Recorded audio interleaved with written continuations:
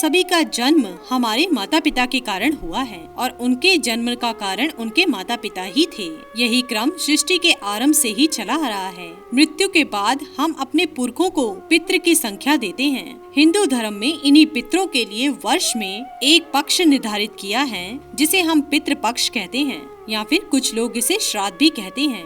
इस वर्ष में हम अपने स्वर्गवासी, ननिहाल, ददिहाल पूर्वजों के निमित्त तर्पण, श्राद्ध, दान इत्यादि करते हैं। कहते हैं कि पितृ पक्ष में पितृ धरती पे अपने परिजनों के पास आ जाते हैं और उन्हें तर्पण, श्राद्ध, ब्राह्मण भोजन, दान आदि की अपेक्षा करते हैं और अपने वंशजों से अपने निमित्त किए गए कर्मों से स्वीकार कर उन्हें सुख, समृद्धि, धन, आरोग्य, विद्या और सुख प्राप्त करने का आशीर्वाद भी देते हैं। और यदि उनकी वर्तमान पीढ़ी उनके निमित्त कोई भी कर्म नहीं करती है तो वह रुष्ट होकर उन्हें श्राप भी दे देते हैं, जिससे उनका जीवन अत्यंत कष्टमय और संघर्षमय हो जाता है। दोस्तों, पितरों के प्रति अपने कर्मों का निर्वाह करते हुए हमें इन बातों का अवश्य ही ध्यान रखना चाहिए। यह सही है कि पितरों का श्राद्ध घर के बड़े बेटे को ही करना चाहिए, लेकिन उनका तर्पण अर्थात जल अन्य पुत्रों को भी देना चाहिए।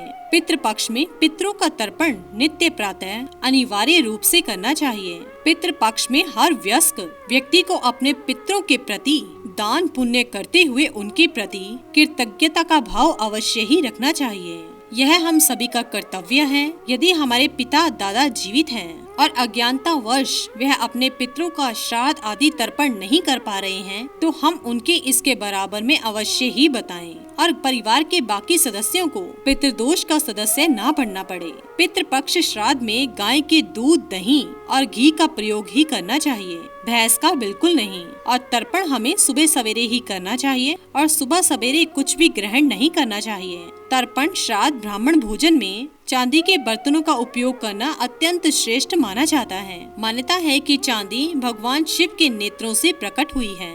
शास्त्रों के अनुसार तर्पण में चांदी के बर्तनों से जल देने से पितरों को अक्षय की प्राप्ति होती है और उनके पिंडदान और ब्राह्मण भोजन में भी चांदी के बर्तनों का उपयोग किया जाए तो वह अपने वंशजों से अति जल्द प्रसन्न हो जाते हैं और उन्हें अक्षय पुण्य की प्राप्ति भी होती है। सोने और चांदी के बर्तनों के अभाव में तांबे और कांसे के बर्तनों का प्रयोग भी किया जा सकता है, लेकिन पितृ तर्पण और श्राद्ध में लोहे के बर्तन का प्रयोग बिल्कुल भी नहीं करना चाहिए। पितरों के नित्य तर्पण में कुश, काले तिल, गाय का दूध, गंगा जल, तुलसी और दुर्वा का अवश्य ही प्रयोग करना चाहिए। शास्त्रों के अनुसार कुश तथा काला तिल भगवान विष्णु के शरीर से उत्पन्न हुए हैं।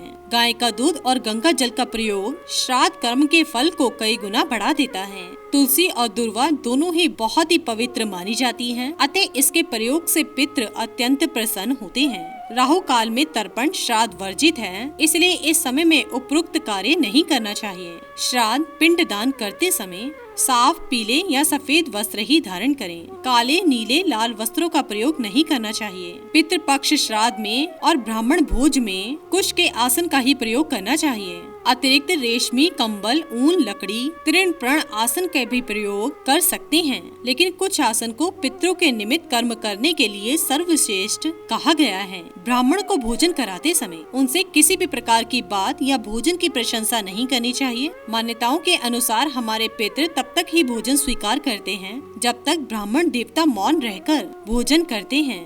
यदि श्राद्ध करते समय कोई याचक आ जाए तो उससे कतई भागना नहीं चाहिए, अपितु उसे भी आदर पूर्वक श्राद्ध का खाना दे देना चाहिए। कहते हैं कि यदि श्राद्ध कर्म के समय किसी याचक को निराश करके भेज दिया जाए तो श्राद्ध का फल नहीं मिलता है। श्राद्ध में ब्राह्मण को दान देते समय हाथ में काले तिल, जौ, कुश और आदि को लेकर ही ब्राह्मण को दान सामग्री देनी चाहिए, ताकि दान का संपूर्ण फल आपके पितरों के पास पहुंच सके। अन्यथा पितरों को दान का पूर्ण फल नहीं मिल पाता है, राक्षस उसमें अपना हिस्सा ले जाते हैं, ऐसा शास्त्रों में लिखा गया है। शास्त्रों के अनुसार कोई भी पूजा बिना पितरों के आशीर्वाद से सफल नहीं होती। पितृपक्ष में तर्पण करते समय श्राद्धकर्ता के पिता को वसु स्वरूप, दादा को रुद्र स्वरूप और परदाता को आदित्य स्वरूप संबोधन दिया जाता है। इसलिए माता को गायत्री रूप का, दादी को रूपा और परदादी को सिद्धि रूपा माना जाता है।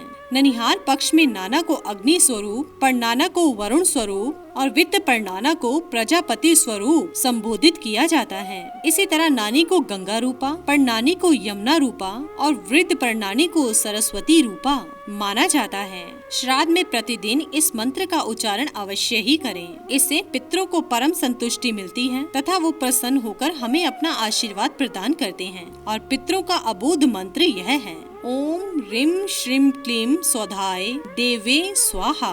श्राद्ध पक्ष में निमित एक माला ओम नमो भगवते वासुदेवाय नमः मंत्र का जाप अवश्य करें। यदि श्राद्ध के दिन श्राद्ध करने वाले का जन्म दिवस हो तो उसे उस दिन श्राद्ध नहीं करना चाहिए। पूरे पितृ पक्ष में या कम से कम श्राद्ध वाले दिन और अमावस्या के दिन भगवत गीता के 7वें पाठ का अध्याय अवश्य ही करना चाहिए और अपने पितरों को अर्पित कर देना चाहिए। श्राद्ध में सफेद सुगंधित पुष्पों का उपयोग करना चाहिए। आप हल्के पीले फूल भी ले सकते हैं। लाल, नीले, काले फूलों का प्रयोग नहीं करना चाहिए। श्राद्ध करते समय, पूजा करते समय गंध रहित धूप, अगरबत्ती प्रयोग करें, सुगंधित का नहीं। श्राद्ध कर्म करने के पूर्व दीपक जलाते हैं और श्राद्ध कर्म हो जाने के पश्चात जलते हुए दीपक को पलटकर श्राद्ध दिया जाता है। इसी के साथ ही दोस्तों, अगर आपको ये वीडियो पसंद आया हो तो इसे आप लाइक कीजिए, अपने दोस्तों रिश्तेदारों के साथ शेयर कीजिए और सब्सक्राइब कीजिए। साथ ही साथ बेल आइकन को प्रेस करें ताकि नया नोटिफिकेशन आप तक सबसे पहले पहुंच सके। धन्यवाद दोस्तों।